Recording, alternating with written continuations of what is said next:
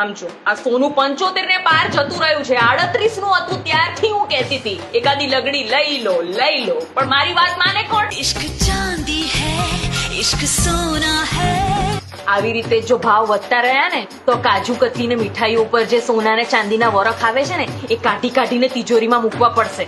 મારા મા બાપે છે મારા લગ્નમાં સારું એવું સોનું આપીને રાખ્યું છે.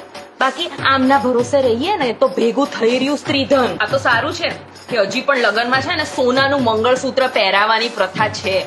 બાકી તો આ સૂતરની દોરી પહેરાઈને લઈ આયા હોત ને કે કરશે તારો તો 24 કેરેટ નો સ્વભાવ છે, તું તો આખા ઘરને સાથે લઈને ચાલે છે. મને કેવી રીતે ખબર મારો 24 કેરેટ નો સ્વભાવ છે? મેં તો ક્યાં સોનું જોયું જ છે. એમ પણ આ સોનાનું કામ તો આમના જેવું જ છે, બે ઊંચા ચાલવાનું આખો દિવસ.